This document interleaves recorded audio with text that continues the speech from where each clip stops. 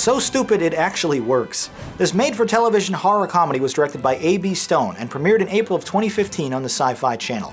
The horror comedy marks the 5th installment of 2 separate franchises that both honestly should have stopped after the first.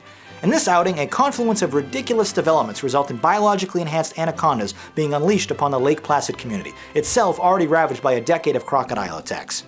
This time around, Freddy Krueger has traded his claws for a hook, after his appendage losing injury at the conclusion of the 4th film, which he apparently survived. Promoted to sheriff, Yancy Butler makes for a memorable protagonist, even if her acting range only goes from resting bitch face to I just smelled a fart.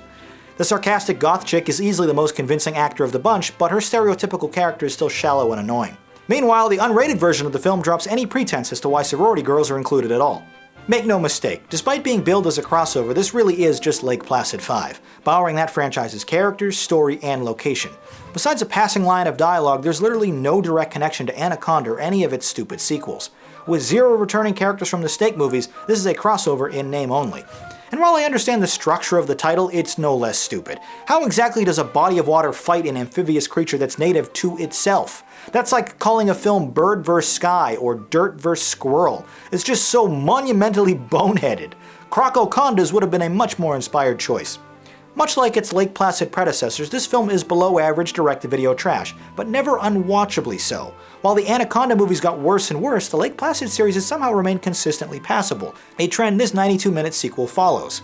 Like when a fat, slobbish hunter is mauled by dozens of tiny crocs, I actually thought to myself, okay, that was kinda cool. Wait!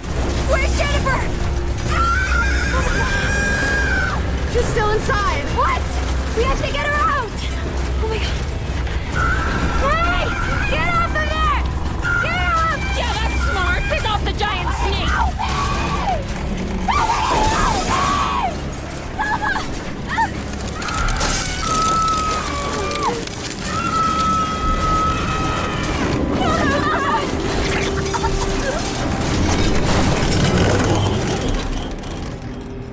Generic Bayou-style country tunes and tracks straight off one of those ambient Halloween music CDs populate the score.